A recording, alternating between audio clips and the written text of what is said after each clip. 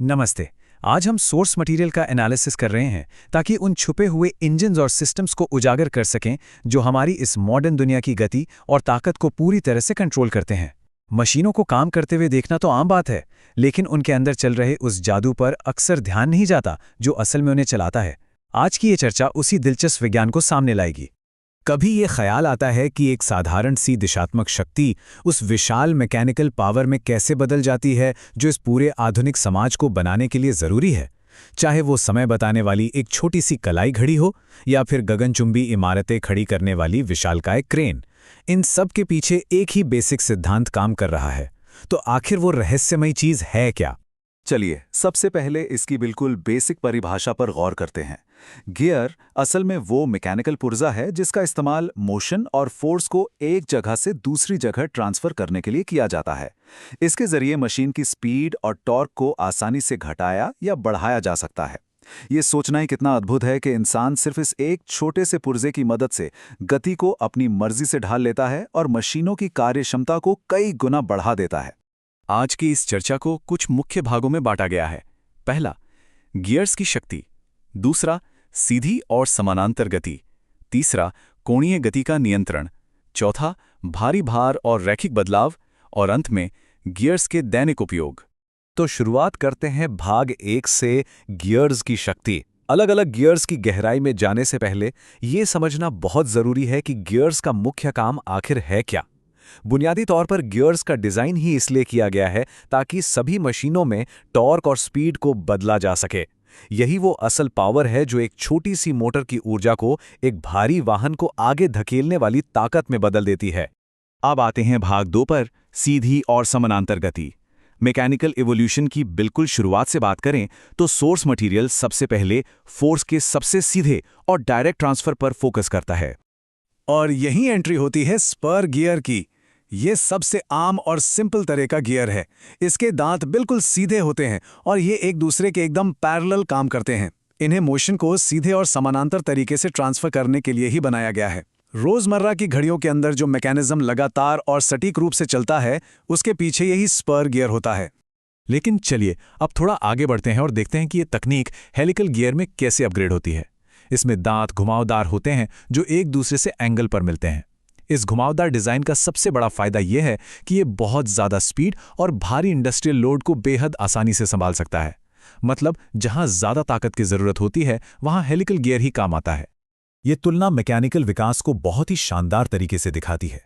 साधारण सीधे दांतों वाले स्पर गियर से शुरू हुआ सफर कैसे मजबूत और घुमावदार डिजाइनों तक पहुंचा जो आज के पावरफुल ऑटोमोटिव इंजनों को चलाने की ताकत रखते हैं। ये इंजीनियरिंग की तरक्की का एक बिल्कुल परफेक्ट उदाहरण है। अब रुख करते हैं भाग 3 का, कोणीय गति यानी एंगुलर मोशन का नियंत्रण।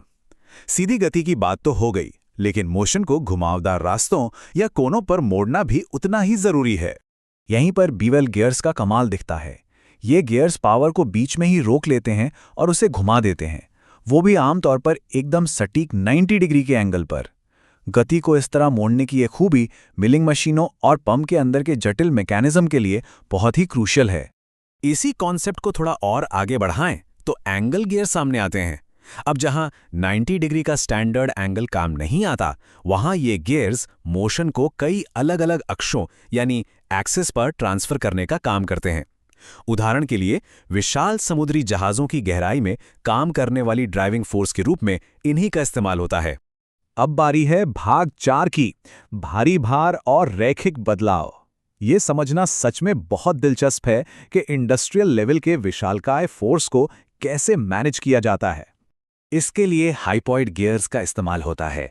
ये दिखने में थोड़े बहुत बेवल गियर जैसे लगते हैं, लेकिन इनका शाफ्ट घूमा हुआ और थोड़ा ऑफसेट होता है। इसी खास डिजाइन की वजह से कार के डिफरेंशियल और भारी इंडस्ट्रियल गियर बॉक्सेस इतने विशाल लोड और बड़े अनुपात को संभाल पाते हैं, जो किसी नॉर्मल गियर के बस की बात बिल्कुल नहीं है। अच्छा, अब ये सोचिए कि गोल घूमने वाली यानी रोटेशनल पावर को एक सीधी लाइन में कैसे बदला जाए। इसके लिए एक छोटा सा पिनियन गियर एक सीधे रैक गियर के साथ जुड़ता है। ये दोनों मिलकर जो सिस्टम बनाते हैं वो रेलरोड ट्रैक से लेकर पैसे निकालने वाली एटीएम मशीनों तक हर जगह देखने को मिल जाता है। और जब बात स्पीड को सबसे ज़्यादा कम करने और टॉर्क को एकदम मैक्सिमम लेवल पर ले जाने की आती है, तो ये पेच जैसा दिखने वाला वर्म गियर एक हैवी ड्यूटी चैंपियन की तरह काम करता है। ये हाई स्पीड को सोकर उसे भारी भरकम सामान उठाने की क्षमता में बदल देता है। विशाल क्रेन्स और पावरफुल बेंच ड्रिल मशीनों के पीछे यही असली ताकत है। तो ये मैट्रिक्स पूरे कॉन्सेप्ट को बहुत ही सटीक तरीके से साफ कर देता है। ये दिखाता है कि कैसे गियर के दांतों का डिज़ाइन खुद ब खुद ये तय कर देता है कि उसका इस्तेमाल कहाँ होगा। घड़ियों के लिए सीधा डिज़ाइन, मोटरसाइकिलों के लिए घुमावदार, मशीनों के लिए कोणीय और भारी क्रेनों के लिए पेंच जैसा डिज़ाइन। ये है इंजीनियरिंग की असली खूबसूरती। भाग 5 गियर्स के दैनिक उपयोग। अब तक जो भी थ्योरी डिस्कस की गई है उसे सच में समझने के लिए सोर्स मटेरियल इन मशीनों को रोजमर्रा की जिंदगी से जोड़ता है। जैसे एक नॉर्मल कार गियरबॉक्स का ही उदाहरण ले लीजिए। इसमें अलग अलग स्पर गियर्स को एंगेज करके ही गाड़ी की स्पीड बढ़ाने के लिए ज़रूरी मैकेनिकल पावर को सीधे कंट्रोल किया जाता है।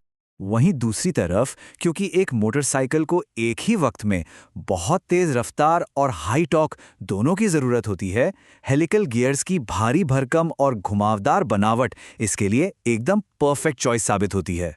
किसी बड़ी बिल्डिंग के लिफ्ट सिस्टम को ही देख लीजिए। यहाँ वर्म गियर मोटर की बहुत तेज स्पीड को बड़ी ही सेफ्टी के साथ सोखता है और उसे धीमी, कंट्रोल्ड और भारी वजन उठाने वाली ताकत में बदल देता है। इसी की वजह से लिफ्ट का संचालन एकदम सुरक्षित रहता है। लेखक यहाँ एक बहुत ही मज़ेदार बात कहते हैं। ये पूरी चर्चा तो बस एक छोटा सा ओवरव्यू था। अगर इस विषय की गहराई में जाएं तो आसानी से 15,000 से ज़्यादा शब्द लिखे जा सकते हैं। मतलब पूरी की पूरी एक किताब तैयार हो सकती है। और ये बात एक बहुत ही सोचने वाले सवाल पर लाकर छोड़ देती है। अगर ये सिर्फ एक छोटा सा इंट्रोडक्शन था, तो इस वक्त हमारे चारों ओर की दुनिया को चुपचाप चलाने वाले और कौन-कौन से अद्भुत मैकेनिकल रहस्य छिपे होंगे। हमारी रोजमर्रा की मशीनों के अंदर ऐसे ही ना जाने कितने गियर्स लगातार बिना रोके काम कर रहे होंगे। इस विषय पर सोचने के लिए ये एक बहुत ही शानदार बिंदु है। आज के इस एनालिसिस में शामिल होने के लिए धन्यवाद।